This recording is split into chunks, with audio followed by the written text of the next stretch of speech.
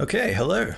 Just thought I'd make a quick little video here, or I'll try and make it quick and cover the basics of some slightly more advanced digital kit bashing in Blender. I'm not going to make this a public video on the channel. I think I'm just going to keep it over here on the member area for once in a six side on Buy Me a Coffee, but it will be a public post that anyone can access. And if you're watching this and you're not a member and you'd like to get access to over, at the moment, 2 hours of bonus content, by all means, please buy me a coffee. We also have a Discord server and there's some terrain STLs and any coffees are just greatly appreciated. So thank you if you do decide to do that. Right, so what I've got here is 3 files in front of me that I intend for this kit bash. So there's 2 arms and a flag. Now the flag is from this pack here on Cults 3D if you want to get these models and follow along. This is the Imperial Heavy Weapons and Regimental flags from Alpine Vice 3D. And then we've also got the 2 arms from the Universal Guard Infantry Builder from the Maker's Cult, which you can get here on comics, games and things, and I believe it's also available on CG Trader. So that's Bolt Pistol 3 and Lasgun Arm 3 left. So when you first open up Blender, this is what you're going to see. And real quick, just to cover some super basics, on your mouse, if you scroll in and out with the mouse wheel, that's your zoom. If you click and hold the mouse wheel button, that's how you pan around. So you can rotate around by clicking the mouse wheel and holding it down and then moving the mouse. And you can shift click the mouse wheel to pan side to side like this. All right, so first thing we're going to do is just left click and drag a selection over all this stuff, which is the camera, the light and the default cube, and just hit delete. So we don't need these. Next up, go File, Import, STL, and then what you want to do is navigate to your files that you want to kit bash with. So for me, those are in here.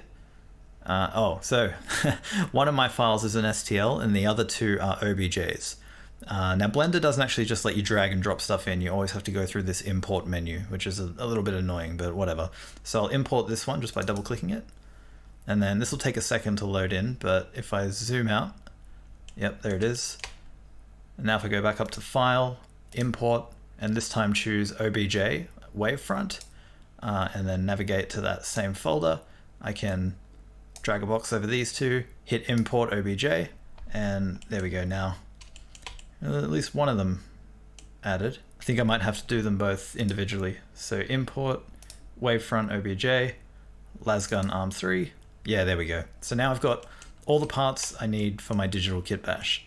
So the next thing is you can left click on a part to select it. If you press G, you can now move it around. And if you want to constrain the movement to the X, Y or Z axes, which are indicated by these red and green lines. So red is X and green is Y. You just press say I want to constrain the movement to the X axis. I can press X and now that flag will only move up and down the X axis. And I can also press Y and now constrain it to the Y axis, and then the same goes for Z. So if I press Z, now it'll only go up and down because it's constrained to the Z axis. So I'm just going to hit escape. So what I'll do is just quickly, I'm just going to move these all over here roughly into the same space. And I'll just take a second here just to talk about the game plan for these files and maybe the workflow for digital kit bashing. And basically for this, all I did was I just went through all the different arms that come with the Universal Guard Builder to try and suss out like what the best options would be to make this work. And so my thinking is we need a hand, well, we need an arm with a hand that holds a flag, right? That's the first thing to cross off. And I looked through everything and this was the one that seemed to make the most sense. It's this guy holding a smoke grenade. So some problems with this obviously is there's smoke coming out of it, so we need to get rid of that. And also the arm is fully extended. Now you could keep it like that, that's probably fine. You know, that's a totally natural pose to be holding a flag out to the side or off in front of you like that. I'm sure that totally works, but I wanted to have it more this kind of arm here where it's more tucked in, more straight up and down.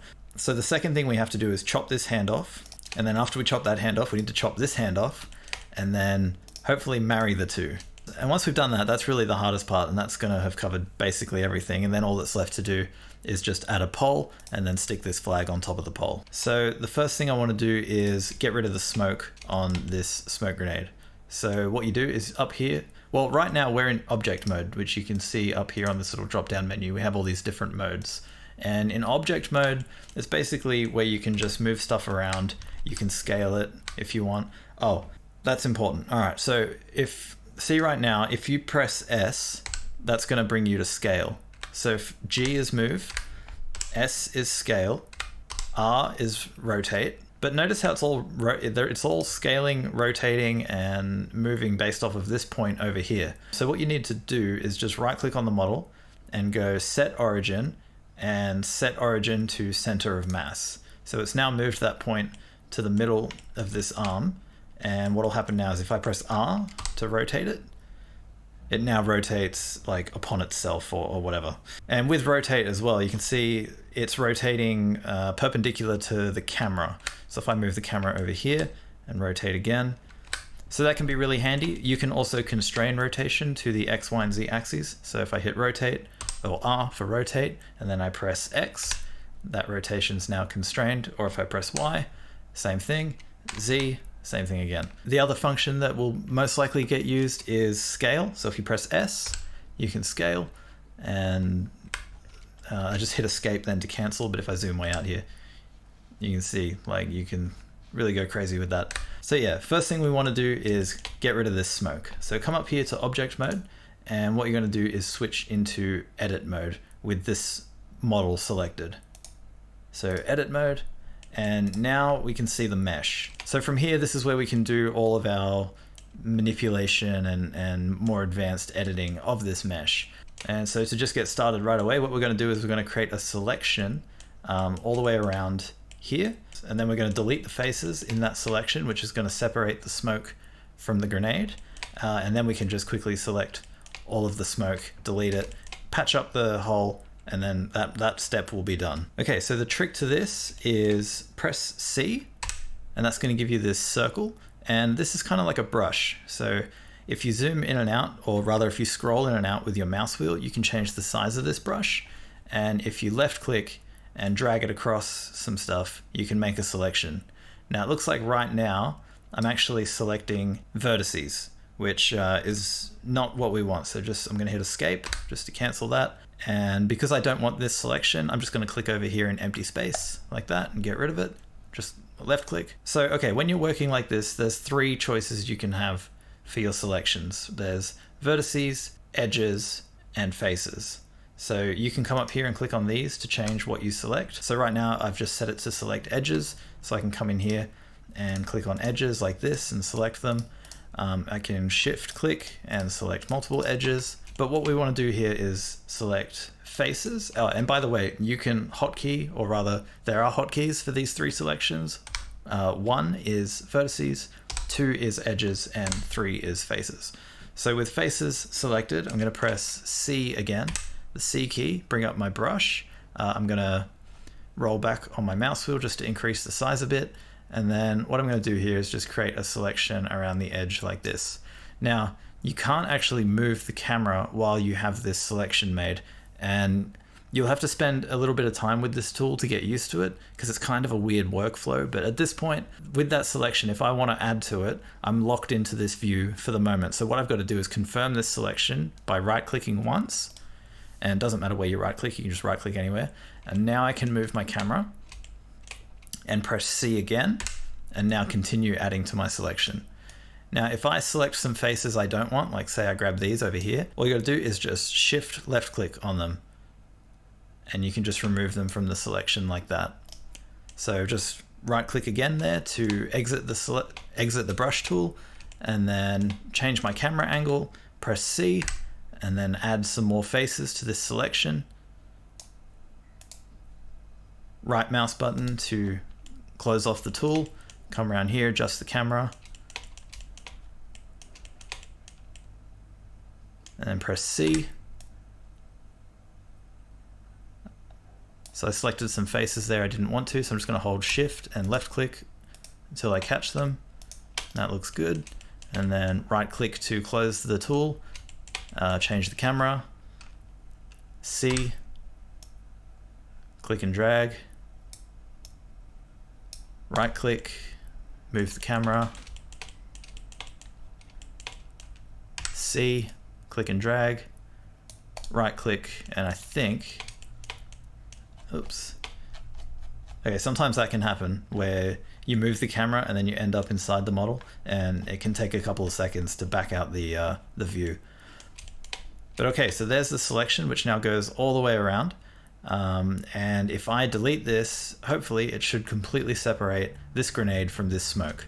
So to do that, just press X, and then that's going to bring up this little menu here, which is the delete menu, where you can, there's all these different ways you can delete stuff, but the one we're going to use is just faces. So click on that, and there we go. So now we've completely separated the smoke from the grenade. And now all we have to do to get rid of the smoke is just hover your mouse over the smoke anywhere at all, so long as it's on top of it, not on empty space like this. So on the smoke, and then press L, and that's just going to select everything until there's literally nothing else that it can select. So for example, if I just click off that and get rid of that selection, and then I do the same thing on this arm, it's going to select literally everything, like the shoulder pad, the arm, the glove, the grenade, because it's all one mesh. But because we've interrupted that mesh here, that selection won't extend over to the smoke. So just press L on the smoke to select all of it, and then press X, and then go delete faces. Okay, just realized we actually want to get rid of this pin here as well. So real quick, just doing the exact same thing, I'm going to get rid of that.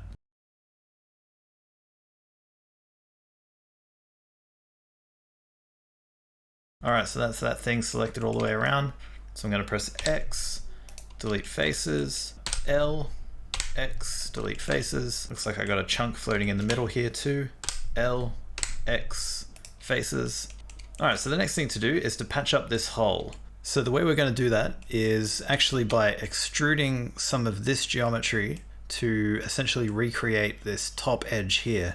And then once that top edge is filled in, we can then fill in the two walls essentially. So in Blender, you can extrude vertices, edges, and faces.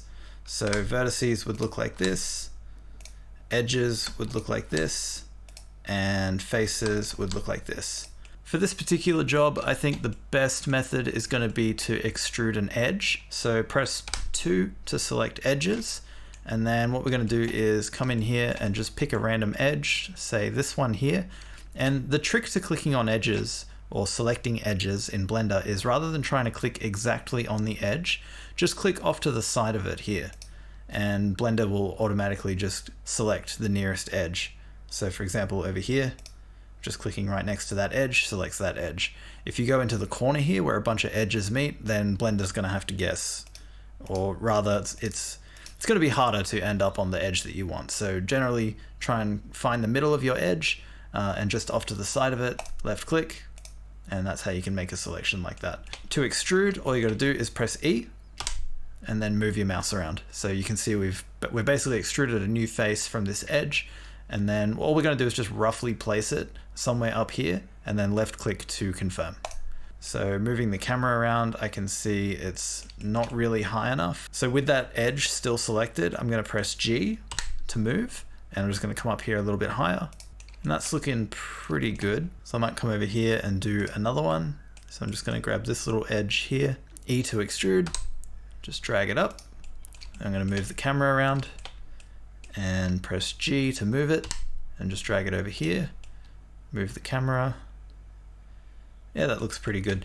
These don't have to be perfect at all, because if you think about this detail and how small it is on the model, you're really not going to notice these, like that it's not a perfectly round edge or whatever. So you can be a bit loose with this. It doesn't have to be amazing.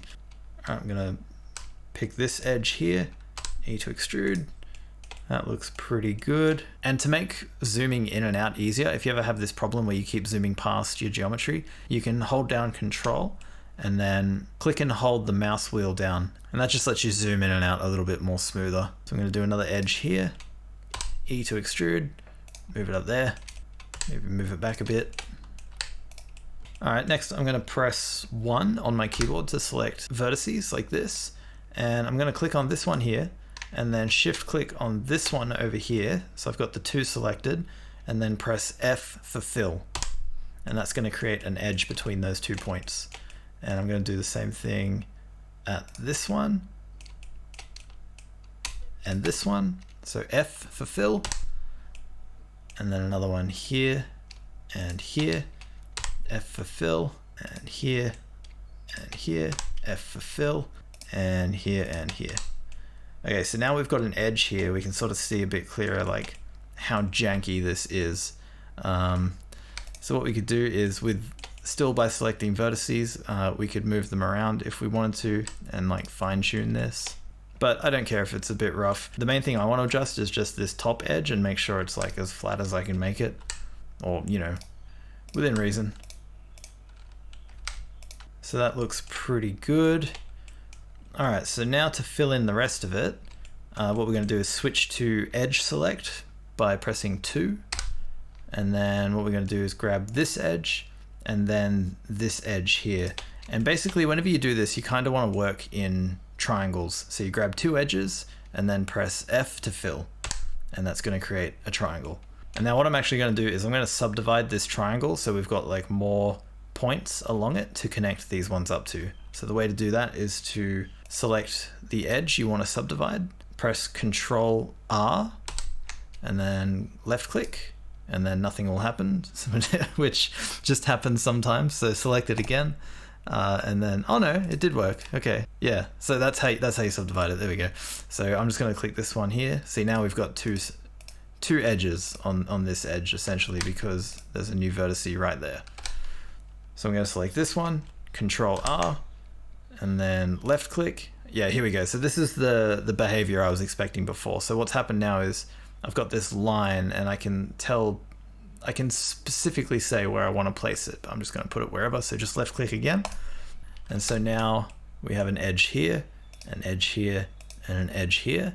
So what I'm going to do is grab this edge and this edge, and, grab this edge and press F to fill, and then this edge and this edge, F to fill, this edge and this edge, F to fill, and this is literally it. This is all we have to do to fill this up.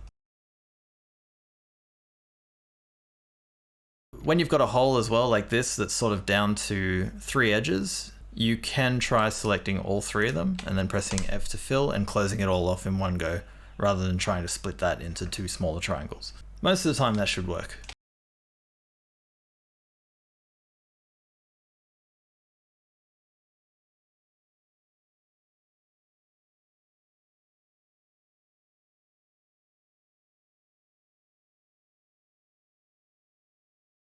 Something else you can try doing is when you've got a situation like this where it's not a huge hole to fill and it's not made up of too many faces, is you can hold down Alt and then click next to one of your edges, and then Blender's going to draw a line. It's not always going to be able to do this, so it's better to try and reserve this for smaller gaps like this, but when it does work it's really convenient because it's going to just trace out that line, that loop, and complete that selection for you. So once it's done that, you just press F and it'll fill it in. Okay, well it's not pretty, but it'll do. So that's that outside wall done. Now I've just got to do the same thing in here.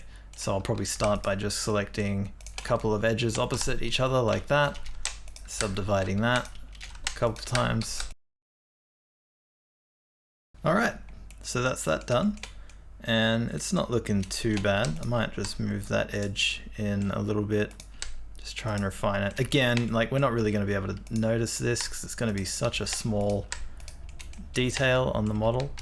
And you can tell this is going to have problems, like, well, not that it's going to have problems, it's just if you load this like it is now into, you know, Lychee or 3D Builder, it's going to tell you there's an error because you've got these like overlapping faces or whatever, but that doesn't matter because we can just use those repair tools to our advantage later, so we can be a bit sloppy in this regard here. So with that patched up, the next thing to do is lop this whole hand off. So again, just going to use C to bring up this tool and just do the exact same thing here and just create a selection and just create a selection all the way around here, delete it, and then delete the rest of the arm.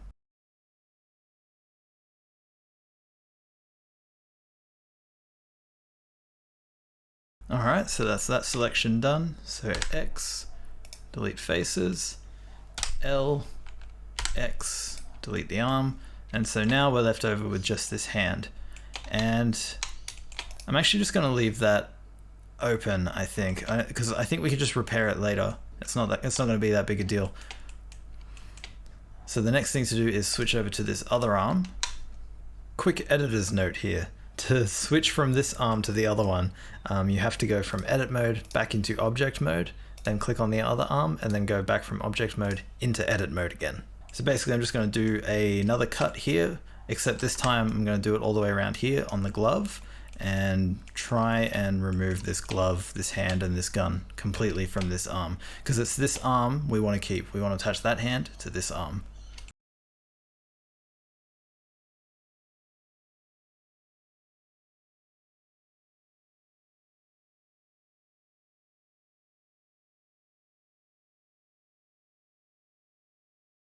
Alright, so that's that done. X, delete faces, hover the mouse over the arm, or sorry, the hand, L, X, delete. There we go.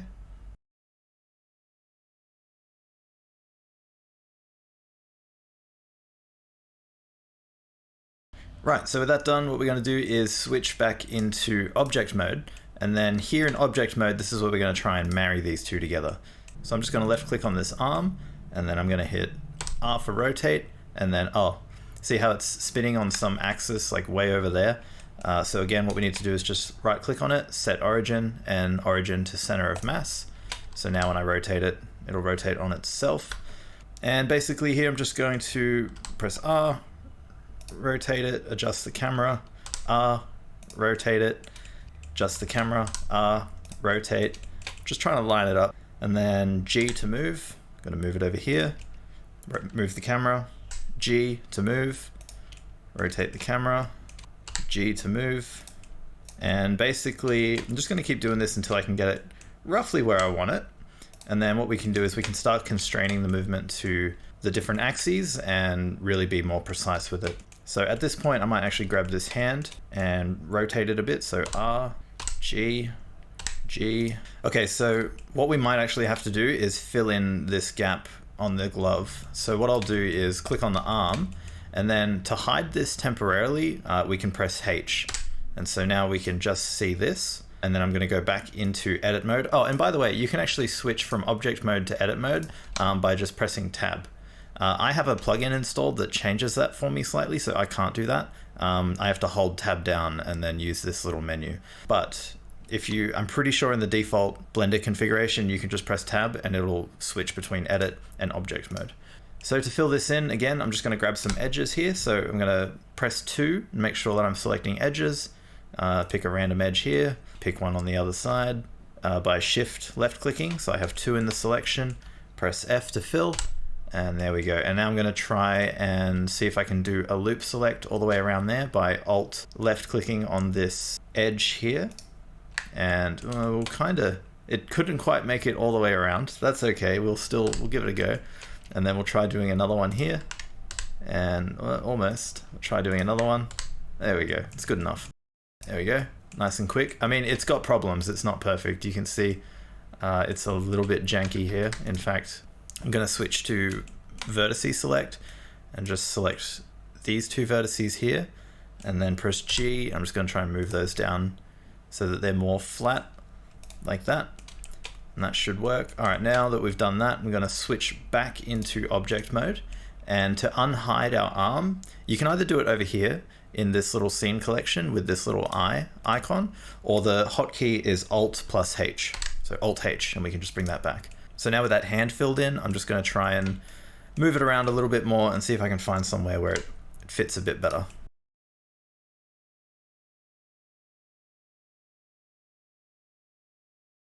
Okay, so what I'm going to do here is actually, I'm going to move it again, but I'm going to constrain the movement to the Z axis, so straight up and down. So I'm going to press G to move it, but then press Z to lock it up and down like that. Okay, that's looking pretty good. I think I'm going to call it there. So what I'm going to do now is actually going to left click on this one and then shift click on the other one. So they're both selected. Oh, you could also just drag a box over both and select them like that. And then I'm actually going to go to File, Export, STL, and I'm just going to stick this in the same folder as the source files. And what you want to do is click on Selection Only, so we're only exporting these 2 items which have been selected.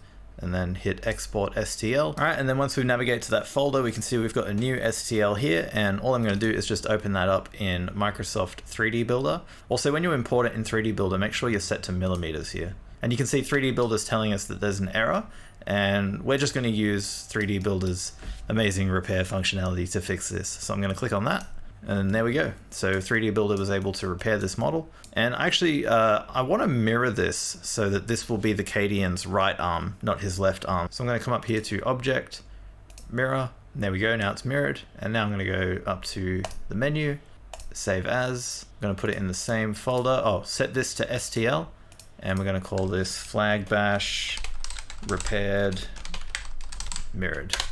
And then going back into Blender here, I'm going to unhide everything. And then these two here, I'm going to hide. So H to hide, Alt H to unhide.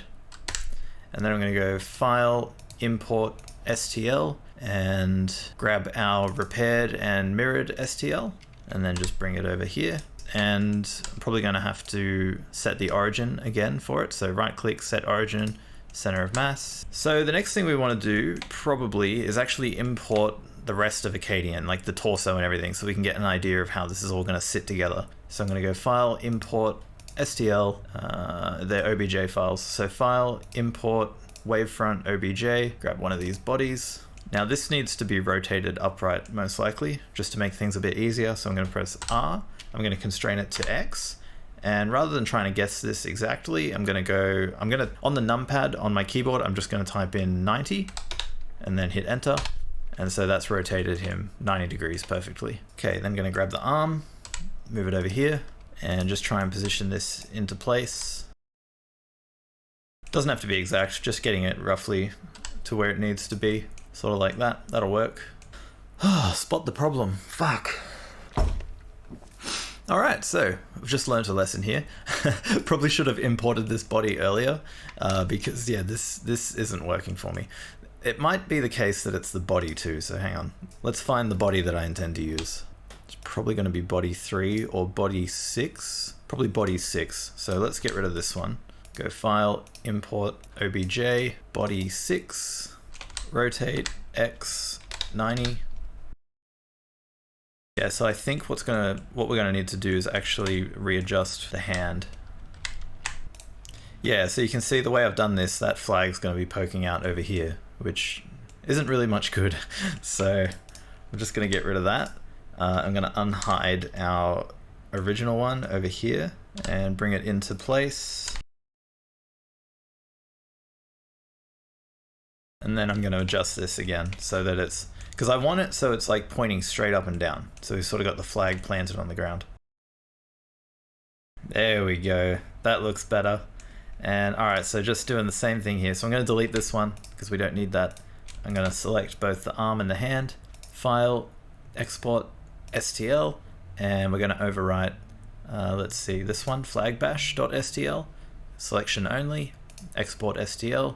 And again, just going to open that up in 3D Builder. Make sure you're set to millimeters, import model, click repair. There we go, 3D Builder's just turned that into a single mesh for us. And just going to click on that, go to Object, Mirror, because I want this to be his right arm. You don't have to do that. I mean, it's kitbashing, so really, sky's the limit. Do whatever you want with it. File, Save As, STL. I'm going to overwrite repaired and mirrored. Yes. Switching back to Blender, I'm going to hide these two. File, Import, STL, repaired and mirrored. Where is it? Aha, there you are. You are hiding way over there. For some reason. Okay, that was weird. Working in 3D is so much fun. Set the origin to center of mass. This is looking pretty good. Yeah, so something like that.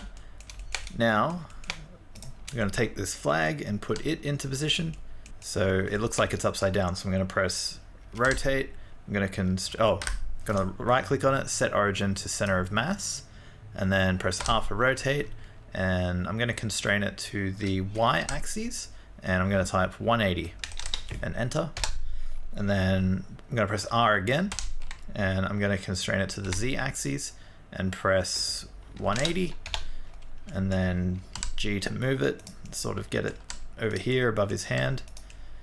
And for me, I think this is too big, so I'm just going to press S to scale, and then move it down a bit, maybe to about there.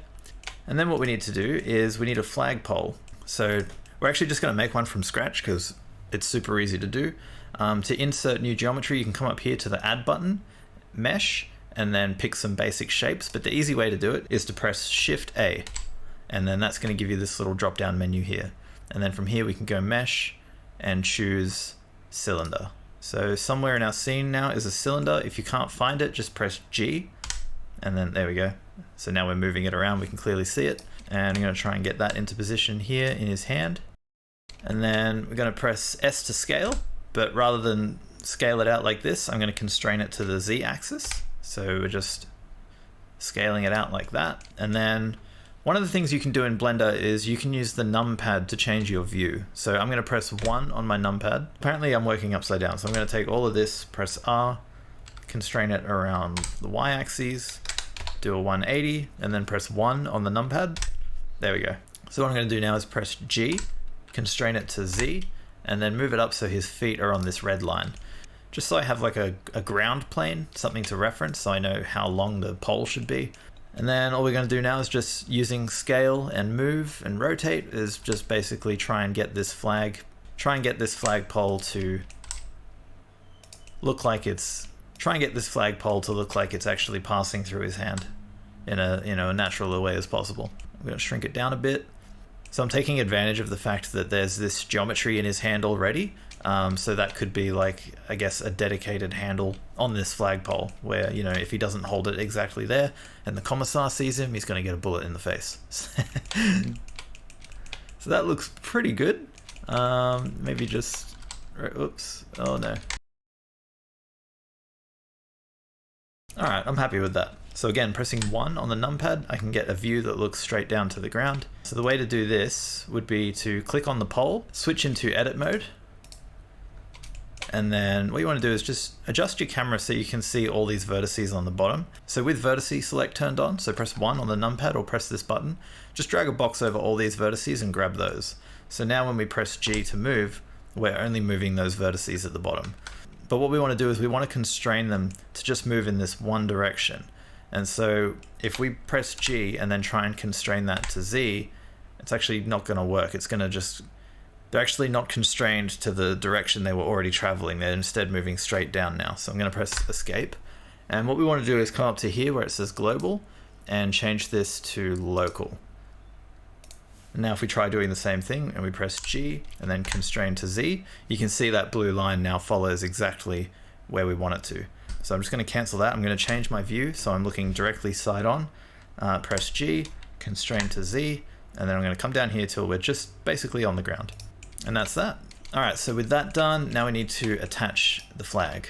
So I'm going to switch back into object mode, grab the flag, and just position it into space.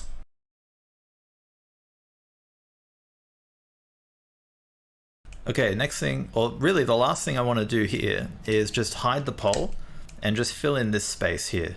So the best way to do that is going to be to click on the flag, switch into edit mode, and then just come in here like this, press 3 to select faces, C, and just create a selection around this edge. This is the exact same thing we did earlier.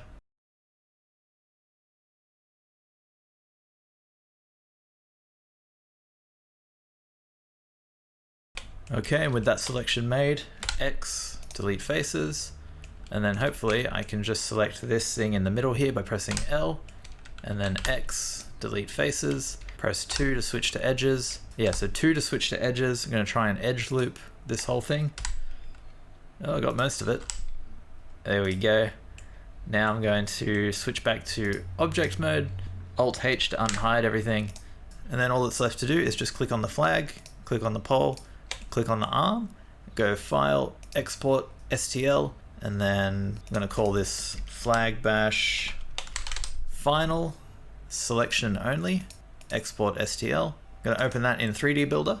Make sure you set to millimeters, import model, repair it, and that is pretty much it. We are done. So I'm just going to save this. So menu, save as, STL, flag bash final. Yep. And at this point, with that saved, you can add supports to it, print it, and call it a day. You've now successfully done a slightly more advanced digital kitbash using Blender. So, alright, I hope you found this useful. Thanks for checking it out. If you do end up making any cool kit bashes, I would of course love to see them, so do share them in the Discord server if you're a member there. If you're not, consider becoming a member. It's only $5, and yeah, we have a fun time over there. Alright, thank you everyone who's bought me coffees. Thank you for checking this out. This was fun. I hope you enjoyed the main video that came out, that this is an accompanying piece to, and alright, I'm going to stop waffling on now. Go make some cool shit, and I'll see you back here in a few weeks, probably. Alright, bye.